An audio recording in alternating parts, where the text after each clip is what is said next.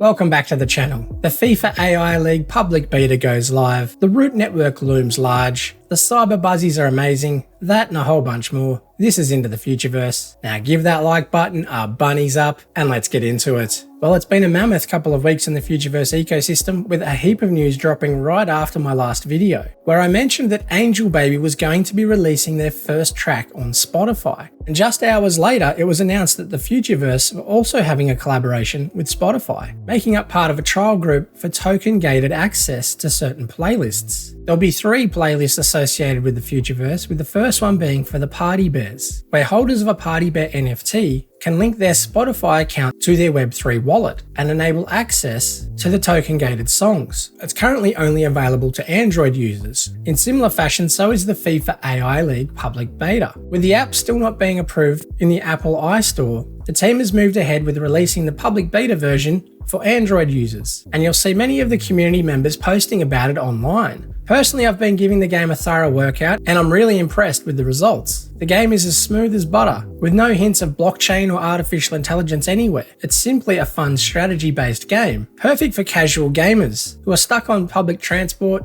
or just looking for something fun to fill in a few minutes. And you're rewarded directly for the time you put into the game, incentivizing further use. And what's really amazing is all of the assets and characters are backed out by the root network, and you wouldn't even know it. In a clever move to get around the issues around NFTs on mobile platforms, users don't actually buy the collectibles. They can buy in-game currencies if they want to further enhance their team. But it's not a pay-to-win scenario, it's simply to unlock new stadiums and wearables that you can dress your team in. And a user can fund the purchases as they would with any other mobile app. So the barrier to entry is 0 if you just want to be a free-to-play player, but the incentive is there if you want to spend some money. It's the first real tangible example of a mass adoption ready platform that makes up part of the Futureverse tech stack, and I couldn't be more excited. It is worth noting that it's not too late to participate in the trial, as there's a second web form now available for people who want to participate. It is worth noting though that this is just a trial, and the leaderboard and the skills that you earn will be reset once the game goes public, so keep that in mind. However, any purchased items will carry over, so don't be afraid to splash the cash if you want to buy some mythic wearables. Next up, our friends at JADU have a release date for their multiplayer augmented reality beta. And from the 15th of March, you'll be able to participate and compete in a 1v1 augmented reality battle game. JADU is going to lean heavily into augmented reality combat as its first product offering. Some of the sneak peeks look incredible. I can't wait to give it a spin. Next up, there was some further ecosystem news in that the Futureverse has purchased the full IP rights from the Beyond team for the Burrows, and it makes up part of the roll-up. And the Futureverse already has a full-time in-house Burrows team working on the app. The Burrows team did an amazing job with the initial versions of the Burrows and are now moving on to other 3D gaming environments. Who knows, maybe they'll use the Futureverse rails in future. It's one to keep an eye on. The decision to acquire the Burrows IP was twofold, with the Burrows making up the foundation of the 3D world experience, and it's the basis of the Third Kingdom platform, the hero app of the Futureverse ecosystem. As the Futureverse was growing, it made sense to outsource certain elements of the build to individual teams. It also makes sense to bring some of these elements further in-house, so they have full control to meet their own timelines and roadmap, which quite often evolves into something bigger than originally intended. And as we've seen with the release of the Cyber Buzzies, sometimes that extra scope creep is well worth the wait. The Cyber Buzzies are incredible, and it's a recurring theme that each family of the Buzzies somehow is more impressive than the last. Many of the Cyber Buzzies are influenced by pop culture references, and Aaron McDonald bought this one for his daughter, as it was inspired by the popular New Zealand children's character Buzzy Bee. We have one last family of Buzzies to reveal, the Cosmic Buzzies. It's also clear that the partnership between the Futureverse and Crypto Walkers is further strengthening. Part of the lore around Crypto Walkers involves a zombie apocalypse. Are we going to see undead Buzzies in that environment? And in the latest Walker Weekly clip, viewers are posed the question, do you recognize this background from somewhere? It sure looks similar to this scene. What do you think? I think there's a good chance that your drug receipts will also be in-game characters to your Crypto Walkers, possibly as companions and bodyguards in the first-person shooting environments. And we've recently seen Brooke Howard-Smith and Aaron McDonald rocking their drug receipt onesies with built-in augmented reality technology. Pretty cool. It's also worth noting that the Drug Receipts team host a weekly Web3 centric Twitter space. They're often very wide-ranging and engaging conversations and sometimes last hours, but they're well worth the listen to keep you up to date on current trends. So give Top Cat a follow if you haven't already. He's a great host and keeps the content fresh every week. It's worth noting that JADU is also a seed investor in Walker World, along with the Futureverse. This is the power of joint ventures, where projects become interdependent with aligned incentives, where if one wins, we all win.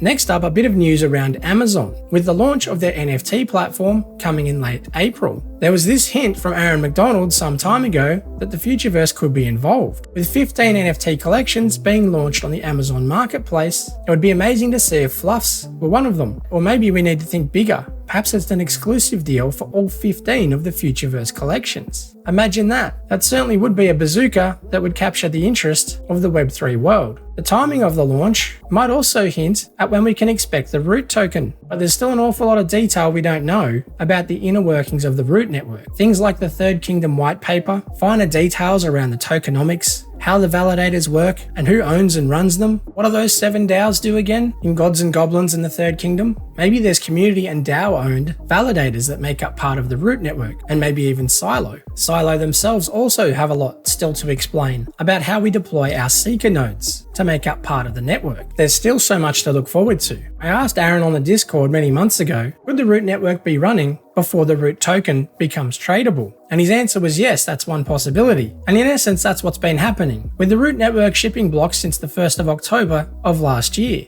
And we're starting to see more and more applications go live, even though the network is not fully publicly accessible yet. We can expect our amulets to drop this week and appear in the underground, and users will be prompted to set up their Futureverse accounts. And in the coming weeks, we can expect to be able to bind more wallet addresses to that account if we have more than one Ethereum wallet. We'll also see the Goblins mint beginning at some point in March, if the indicated timelines don't slip. There's also the bridging of the next legend characters, opening your Sean Wotherspoon mintage trunks, bridging your Fluffs and Party Bears for the year of the Rabbit Scene and Sounds, and a whole bunch more to look forward to. On top of this, Aaron McDonald has also leaked some footage of an AI-generated character dancing to some AI-generated music.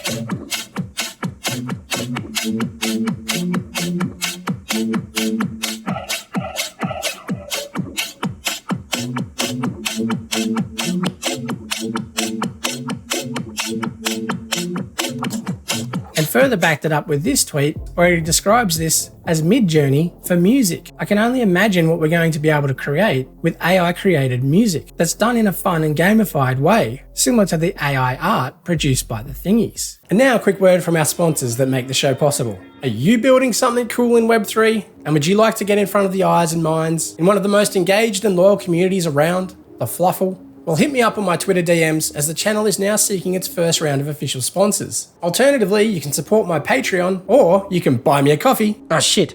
But if your liquidity is also run dry, fear not, because there's some things you can do for free, and it all makes a difference. You can hit that like button, subscribe if you haven't already, leave a comment, and share this with your friends. I'd really appreciate it, and it helps support the channel. So with all that out of the way, let's get back to the show.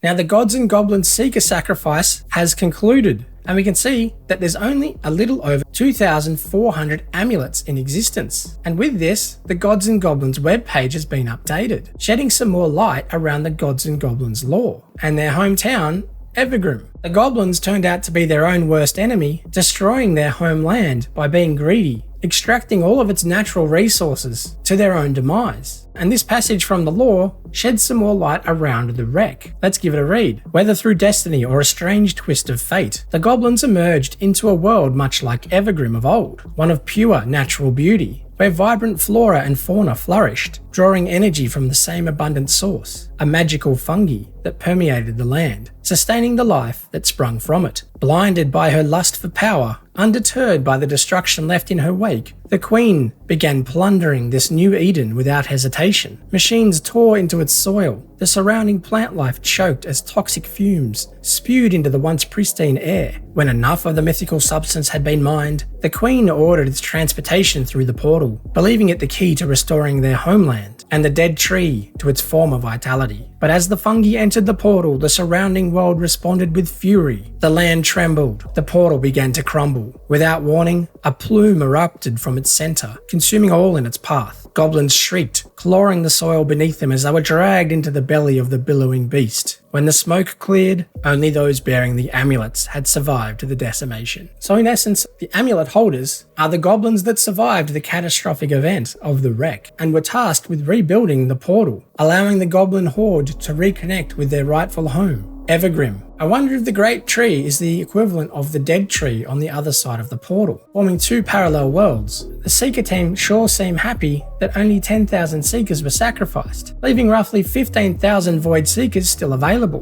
Where will those Void Seekers eventually call home? Who knows? I'm sure that's going to be gamified too. And it seems that the Void background Seekers will continue to be deflationary over time, adding another layer to the rarity and gamification. And with the conclusion of the Seeker sacrifice, we move on to the next stage of Gods and Goblins. With the next phase, the Junk List, where community members are encouraged to nominate NFT collections that they would like to burn for junk, which can be used to mint goblins. This is a very clever strategy of onboarding users from other NFT collections into the Futureverse ecosystem, and also a way to get some of the crap out of our wallet that we've accumulated over the last few years. And it's been revealed that goblins will be in infinite supply. However, there could be some exclusive DNA traits only available in the early rounds of goblin minting, so best to get in early. And it sounds like in future this is going to extend to other blockchains outside of Ethereum, with bridges to Solana in the future roadmap. I suspect being able to burn NFTs for junk and goblins will be something that we see for a long time moving forward. It's great publicity for the ecosystem and a brilliant way to attract existing Web3 users. The public launch of the Root network must be nearing though, as the team have now spun up a dedicated Twitter page with a picture of Groot poised above the Go button. So be sure to give them a follow, because many of the public announcements will be made through this Twitter page. And finally, it was fun to see Jamie Burke of Outlier Ventures, or AMA as his FLUF, in augmented reality. How cool is this? Is a streaming protocol that allows for what they call live holographic augmented reality. And this is one of the first augmented reality Q&As that's ever been performed live, and something you can only really do by leveraging the Rounds technology. Thanks very much for watching. If you enjoy this content, smash that like button, hit subscribe, and maybe consider watching one of my other videos. Bunnies up!